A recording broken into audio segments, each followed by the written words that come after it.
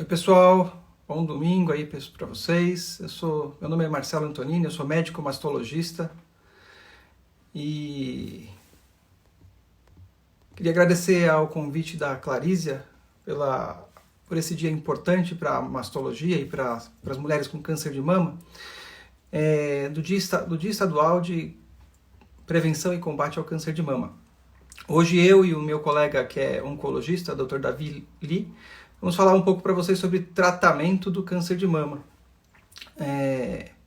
Vamos aguardar o Dr. Davi entrar. Estou esperando. Então, nós vamos falar um pouco sobre tratamento cirúrgico e um pouco de tratamento quimioterápico. O Dr. Davi, que é oncologista, né? Ele vai poder falar para a gente sobre isso. Estou aguardando aqui. Acho que ele não entrou ainda, pessoal.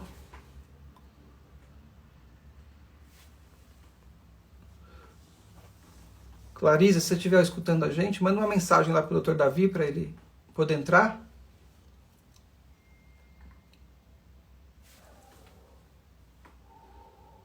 Então, enquanto ele não entra, vamos conversar um pouquinho, né?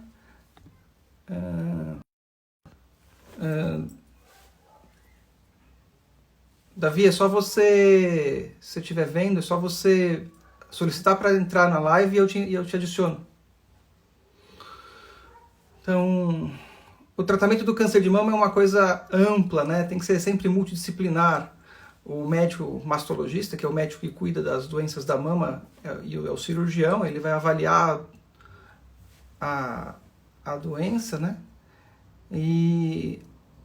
Peraí, o Dr. Davi está entrando aqui, ó. Ele está entrando, pessoal. E tem que ser multidisciplinar, nós temos que ter o oncologista clínico, o cirurgião plástico, quem mais? Psicóloga, fisioterapeuta, todos têm que estar ajudando a gente no tratamento multidisciplinar, né? Dr. Davi, você precisa solicitar a entrada, que aí eu te adiciono. Isso, o Dr. Davi está entrando com o Instagram do pai dele, Dr. Peter Lee.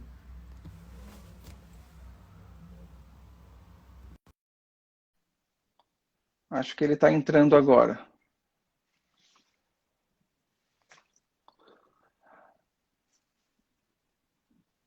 Dr. Davi. Opa, está entrando aqui, pessoal. O Davi é oncologista, colega oncologista, e ele vai ajudar a gente. Então, Davi, está um pouco escuro. Isso. Melhorou? Roda a câmera Olá, ao contrário. vocês estão me vendo? Você está de ponta cabeça. Vira o celular ao Estou de contrário. ponta cabeça. Isso aí, ó. Tudo bom, Ótimo. Davi? Opa, Como vai? tudo bom. Como vai, Marcelo? Tudo bom. O Davi é Olá, médico. pessoal que está nos assistindo. Isso aí. Estava falando para o pessoal aqui que está aqui na live que nós vamos falar hoje um pouco sobre o tratamento do câncer de mama. Tratamento tanto cirúrgico como tratamento sistêmico. E aí eu queria que você falasse um pouco sobre a importância do seu papel como oncologista no tratamento das pacientes com câncer de mama. Perfeito, Marcelo. Bom, pessoal, é um prazer estar aqui com vocês. É um prazer estar junto aqui pela UNACAM, como membro do Conselho Científico. Eu sou médico oncologista. E hoje, para vocês que estão acostumados com um outro Instagram, esse eu estou usando o Instagram do meu pai, Dr. Peter Liu. Eu vou falar um pouquinho para vocês sobre, junto com o Dr. Marcelo, que está aqui conosco, sobre o tratamento de câncer de mama. E hoje, como o Marcelo bem falou, o tratamento é multidisciplinar e é um trabalho em equipe. Eu acho que ninguém começa e completa uma jornada sozinho. Então, hoje a gente tem diversas ferramentas, os tratamentos mudaram, e muitas vezes, quando a gente trata o câncer de mama, a gente procura identificar os detalhamentos de qual tipo que é, qual a histologia, qual a biologia molecular que permitiu o desenvolvimento dessa doença para conseguir escolher um tratamento sob medida para o paciente. O Dr. Marcelo, que está aqui conosco, inclusive, pode até comentar um pouquinho que antigamente, não é mesmo? As cirurgias elas eram bastante mutilantes no passado, né? Isso mudou de um tempo para cá, de poucos anos para cá, essa realidade mudou e o tratamento que a gente vem propondo agora é basicamente uma combinação. Pode envolver tratamentos com comprimidos, que a gente chama de endocrinoterapia. Dependendo da paciente, envolve modalidades cirúrgicas, desde pouco invasivas até mais invasivas, mais extensas, envolve radioterapia e pode ou não envolver quimioterapia. Então, esse é o panorama em geral do tratamento do câncer de mama hoje no mundo, não só no Brasil como no mundo, e o avanço da ciência tem contribuído em muito para tornar essa realidade cada vez mais próxima da gente. Marcelo, geralmente quando a paciente vem para a gente, doutor Marcelo, elas ficam com bastante dúvidas, principalmente relacionadas ao quão grande será a cirurgia, se vai ter que retirar toda a mama, se vai ter que tirar uma parte somente. Às vezes eu oriento as pacientes com relação a essas novas ferramentas, essas novas modalidades, mas eu acredito que nada melhor do que um mastologista, cirurgião com expertise em câncer de mama, para poder contar um pouquinho para a gente também como que a cirurgia, o cenário da cirurgia mudou nos últimos anos. Davi, então, como todo mundo sabe, o câncer de mama, o ideal é fazer diagnóstico precoce. Quanto menor a lesão, mais fácil de tratar, potencialmente mais fácil de curar, né? Então, os tratamentos cirúrgicos estão relacionados diretamente com a extensão da doença. Então, nós temos 2 tipos básicos de tratamento cirúrgico. A cirurgia conservadora, que é aquela que você tira o tumor em uma margem de segurança, que é o que todo mundo fala de quadrante, e as cirurgias mais extensas, que são as mastectomias, né? Então, quanto mais precoce você fizer o diagnóstico da lesão, do câncer de mama, mais fácil vai ser de tratar e nós vamos poder fazer cirurgias menores, tá? Lembrar que toda vez que a gente faz uma cirurgia conservadora, existe a necessidade da adição de radioterapia, né? Então, é importante a gente saber que não são todos os pacientes que podem fazer uma cirurgia conservadora, porque algumas têm contraindicação de fazer rádio. Mas hoje, na grande maior parte dos pacientes, como o diagnóstico precoce tem sido conseguido, a gente acaba conseguindo fazer cirurgias conservadoras. Óbvio que existem casos que a paciente tem, apesar de ter uma doença não muito extensa, tem um carcinoma ductal in situ, mas as calcificações são muito extensas, a gente acaba tendo que fazer uma cirurgia mais extensa, uma mastectomia. Mas nós temos técnicas hoje de mastectomia que a gente consegue preservar toda a pele, areola e mamilo e fazer uma reconstrução imediata, né? Davi, eu queria que você explicasse um pouquinho para os nossos seguidores a respeito de quimioterapia neoadjuvante. Qual que é a importância disso? Hoje a gente sabe que a quimioterapia neoadjuvante não serve mais somente para diminuir o tumor, que eu tenho alguns perfis moleculares, como você falou, principalmente o HER2, o triplo negativo, que mesmo com uma lesão de 1 centímetro é importante eu fazer a quimioterapia neoadjuvante. Exato. Por quê? Por que é isso, Davi? Exatamente. Esse é um conceito muito interessante que o Dr. Marcelo vem trazendo.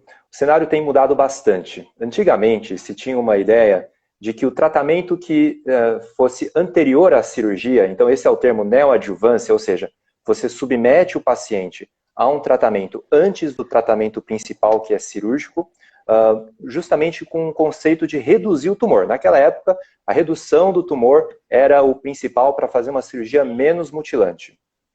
Com o desenvolver dos anos, a gente tem percebido que tem alguns grupos de tumor. E esses grupos a gente classifica de tipos histológicos e moleculares. Então, dependendo da pessoa, dependendo do câncer de mama dessa pessoa, a gente consegue dividir em algumas categorias. A gente tem o que expressa hormônio positivamente, então, o que é hormônio positivo. A gente tem aqueles grupos de pacientes... São os luminais, exatamente. Esse é o famoso luminal. Luminais, isso mesmo. Esse é o que expressa hormônio positivo. Tem um outro grupo que hiperexpressa um receptor que fica por fora da célula, que é o HER2 hiperexpresso. Então, esse é o HER2 hiperexpresso.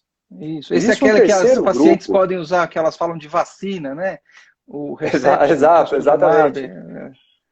Mudou bastante, né? Então você vê que tem um arsenal enorme de tratamento. Enorme. E, por fim, existe um que chama triplo negativo, e que, por incrível que pareça, mesmo que chama triplo negativo, é bem negativo, é porque ele não expressa nem hormônio, não expressa nem HER, então ele tem triplamente negatividade, de estrógeno, progesterona e HER.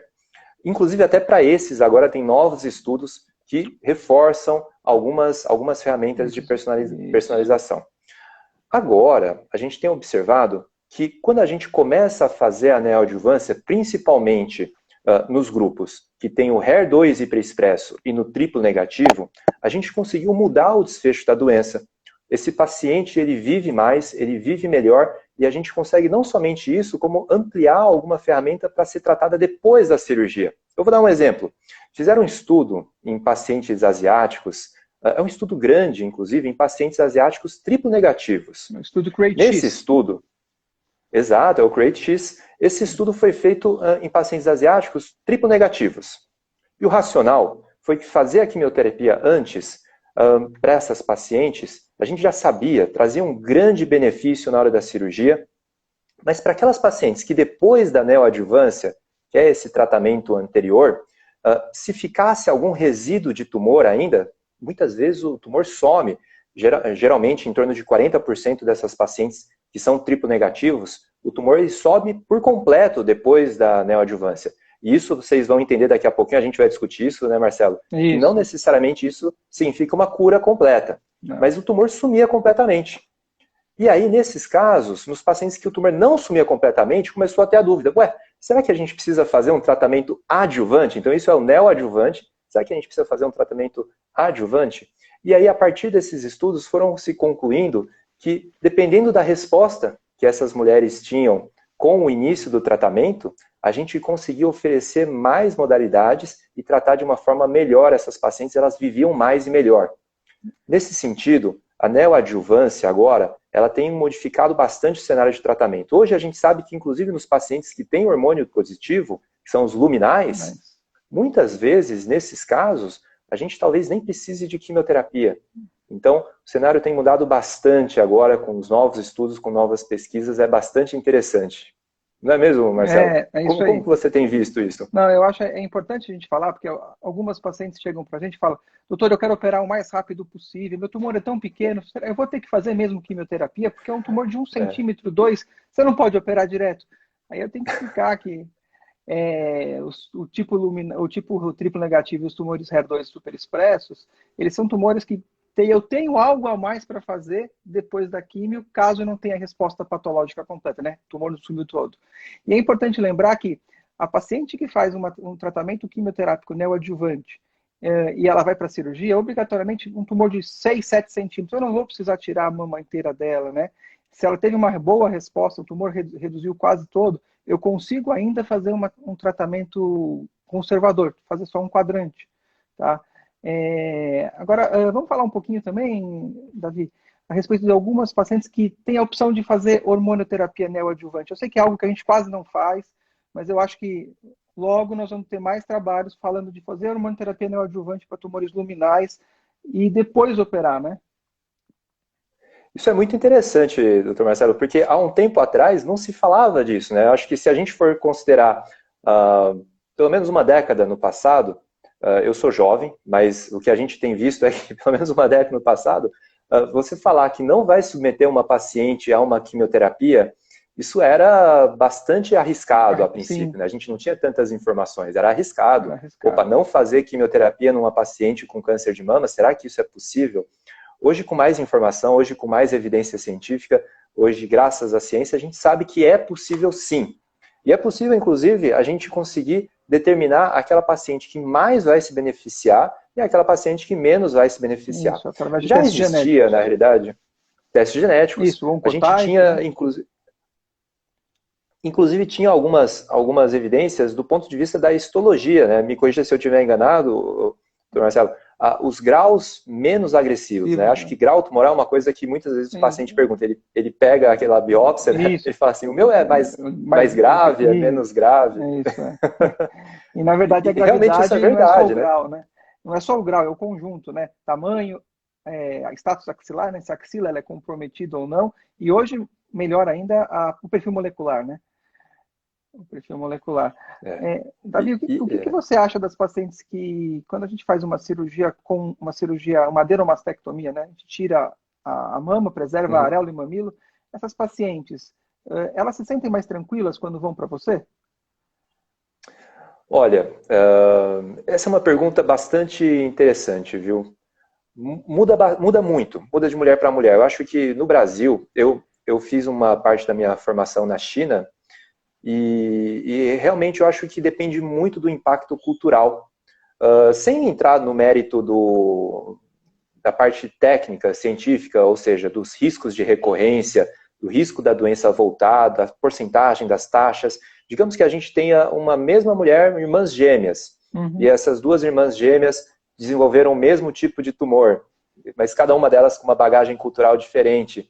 O que a gente tem observado é que ainda temos algumas mulheres no Brasil mesmo, que elas têm favorecido muitas vezes uma cirurgia mais radical, né? Elas se sentem mais seguras disso. Sim. Por mais que do ponto de vista técnico não haja evidência, não haja diferença, mas elas realmente se sentem melhores, se sentem mais plenas. Mas ao mesmo tempo, tem mulheres que, olha, elas não se sentem tão completas sem a mama. Isso é uma constante, isso é verdade. Então, nesse caso, o nosso tratamento, a gente precisa cada vez mais buscar a informação detalhada, esse finesse, esse detalhamento, para conseguir mostrar para ela a verdade, né? Às vezes a verdade é que a quimioterapia para essa moça, para essa mulher, não vai fazer diferença. Às vezes a verdade é que a retirada da mama completa vai ser um procedimento que não vai trazer mais proteção, benefício para que essa mulher tenha câncer de mama.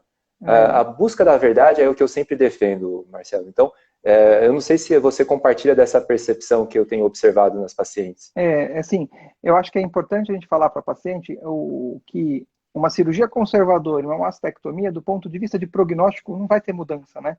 Porque a doença, ela não é uma doença... Hoje a gente sabe que a doença não é simplesmente local, é uma doença sistêmica.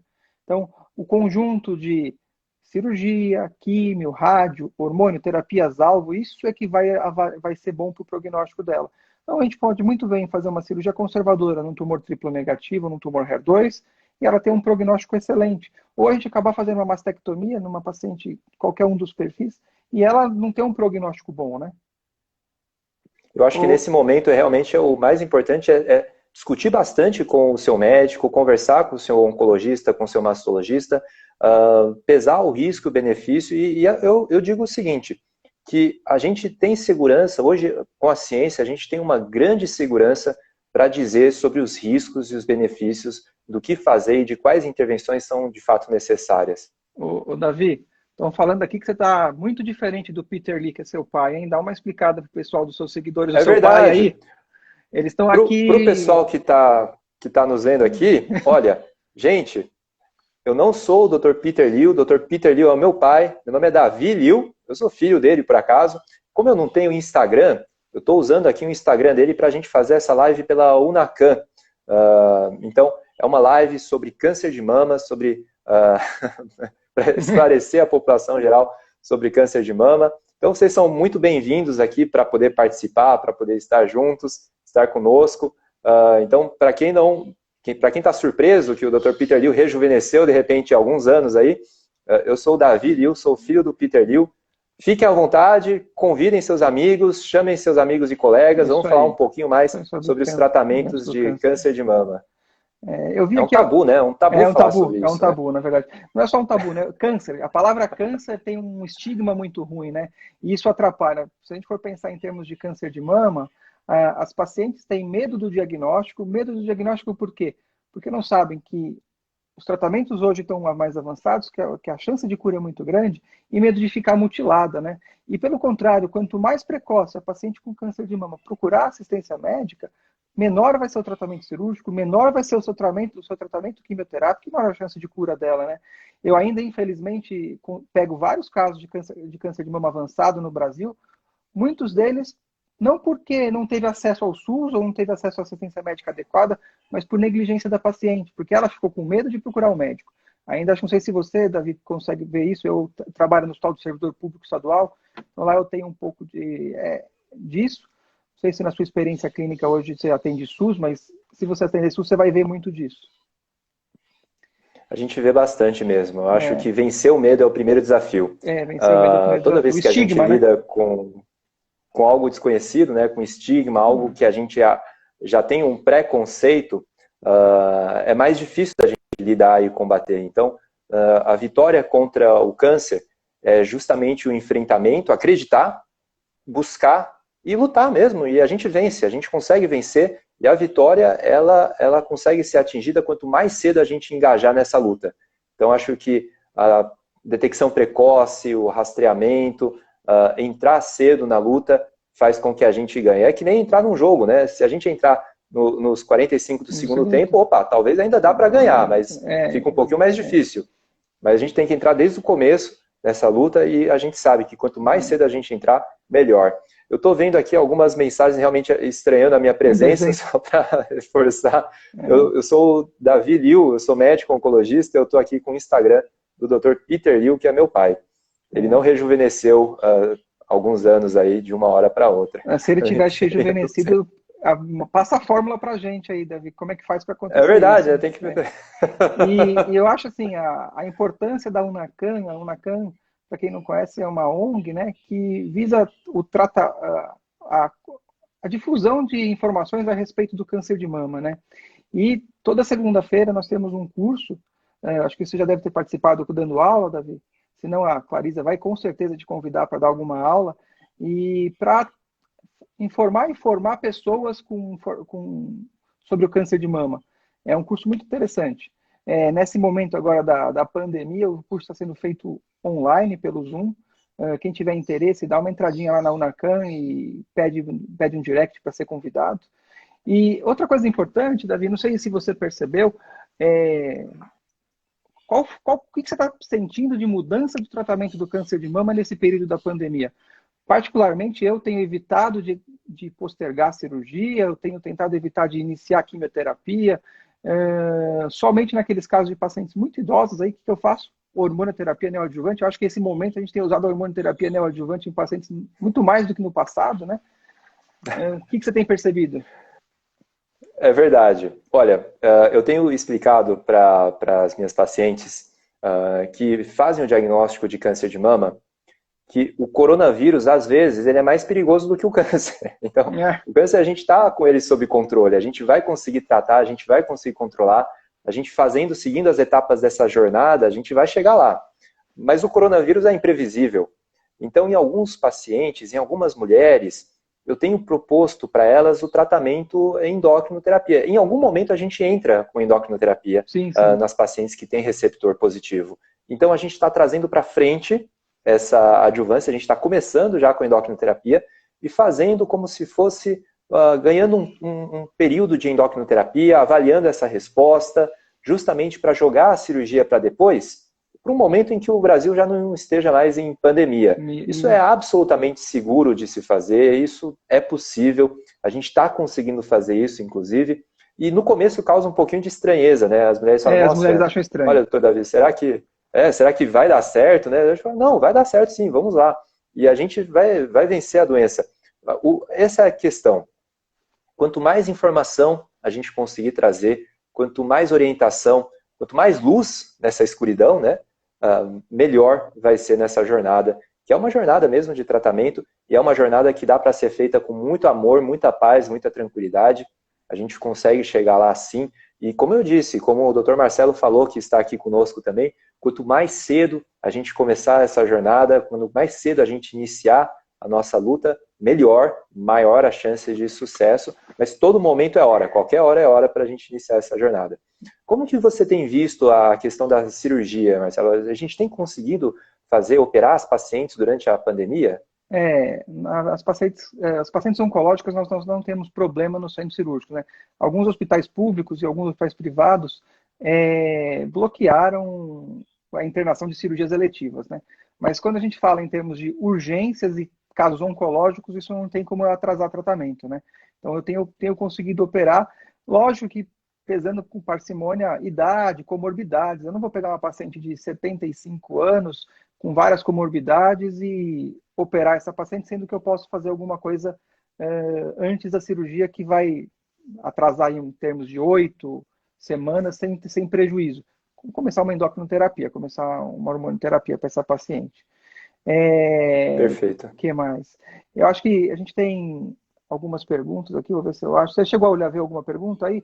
Teve uma paciente que perguntou, achei interessante, que ela perguntou em relação aos testes genéticos. A gente sabe que tanto no SUS como no privado é difícil a gente ter acesso ao Oncotype e ao MamaPrint. São testes que você recomendou, que a gente vai selecionar pacientes com câncer de mama luminal, luminal A e luminal B, para usar ou não a quimioterapia, né? Então, esses testes são extremamente caros, a gente não tem acesso no SUS. né? Não sei se você tem você tem acesso, mas pelo menos onde eu trabalho não tenho acesso Olha, aos...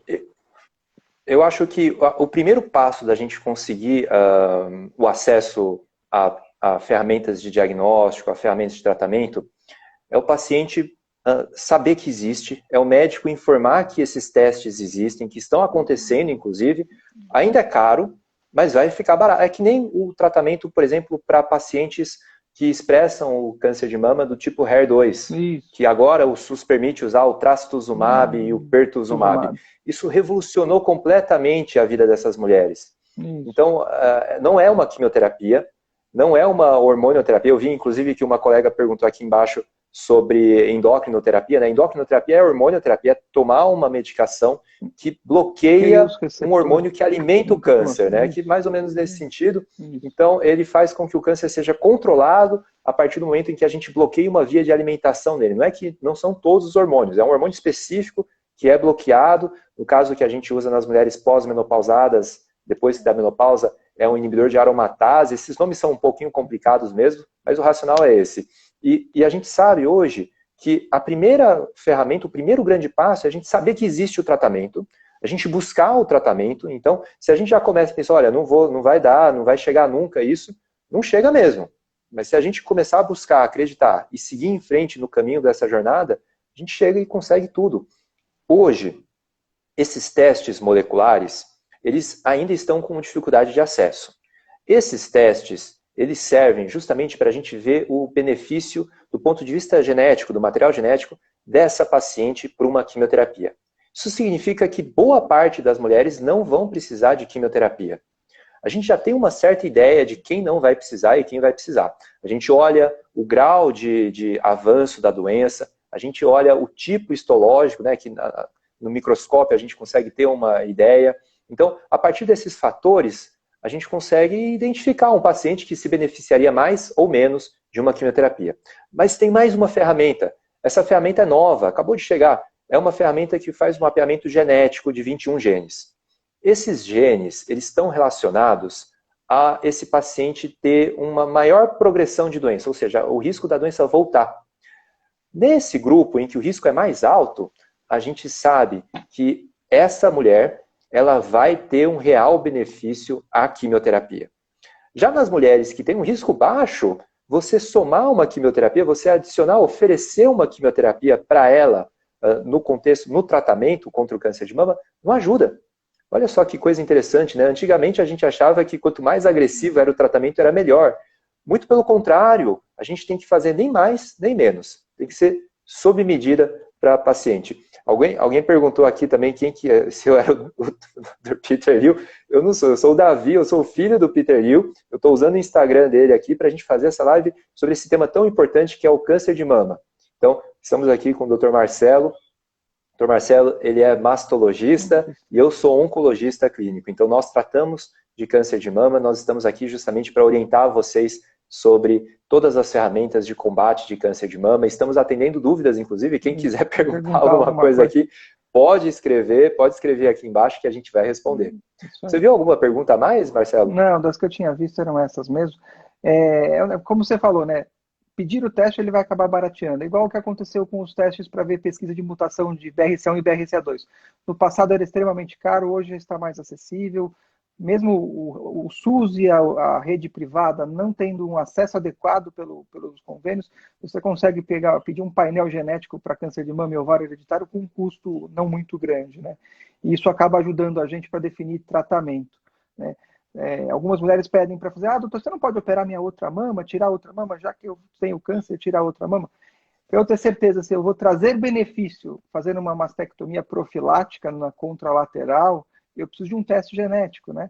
Eu preciso saber se essa paciente tem mutação de algum gene, os dois mais conhecidos, BRCA1 e BRCA2, para poder indicar realmente com precisão que eu retirar a outra mama, eu vou trazer algum benefício. Caso contrário, eu não tenho o benefício de fazer uma mastectomia profilática, né? Acho que elas também pedem para você, né? Hoje mudou um pouquinho, né? A gente tenta pedir teste genético para quase todo mundo com diagnóstico de câncer de mama, né? Existem até alguns tratamentos específicos da sua parte nos triplo negativos que mudam em relação à mutação do BRCA1 e BRCA2, certo?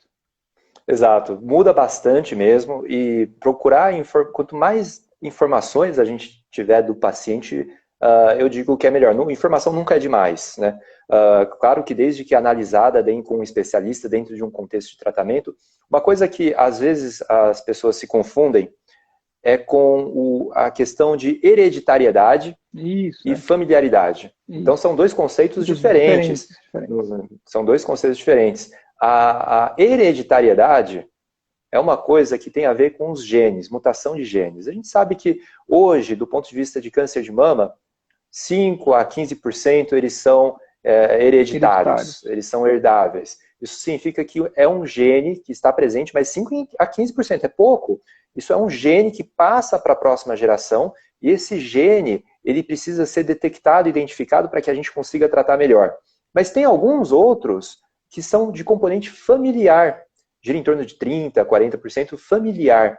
Então são dois conceitos diferentes. Eu vou dar um exemplo para que quem esteja nos assistindo consiga entender melhor o que significa a hereditariedade e ter na família. Digamos que você mora numa família que todo mundo fuma. Todo mundo fuma muito. Tem um monte de fumante. Claro que nessa família a gente vai ter mais problemas do pulmão. E aí, de repente, essa família nasce uma criança, essa criança não mora nessa casa, mora em outra casa. Essa criança não vai ter problema do pulmão porque nasceu desses pais. Ela mora em outro lugar, ela não tem acesso ao cigarro. Então, isso é um componente familiar. Ou então, os hábitos da família. A família é sedentária, então tem problemas cardiovasculares. A hereditariedade, ela está incluída também no contexto da família, mas ela significa que a família passa esses genes.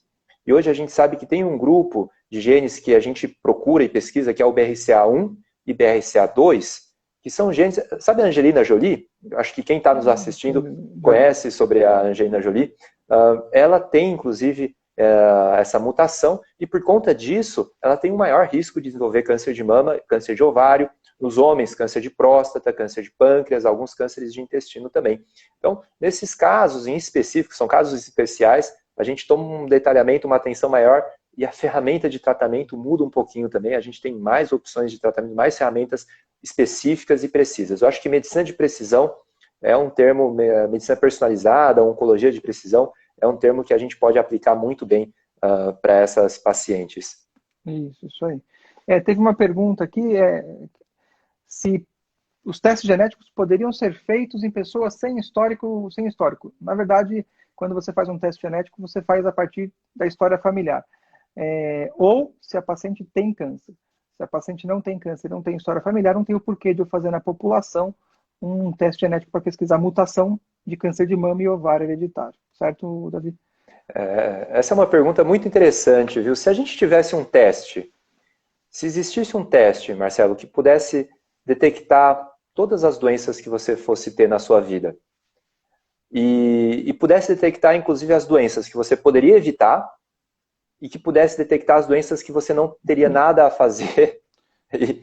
E se você tivesse esse teste, faria esse teste? Isso é uma pergunta bastante complexa. Porque, veja só, hoje, com relação ao câncer, a gente tem algumas ferramentas para evitar o desenvolvimento do câncer de mama.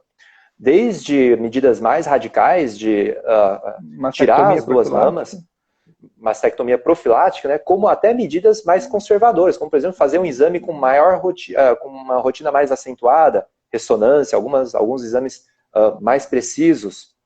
Mas a gente sabe que tem alguns tipos de mutações que, independentemente do rastreio e dos cuidados que a gente vá tomar, a gente não muda o desfecho.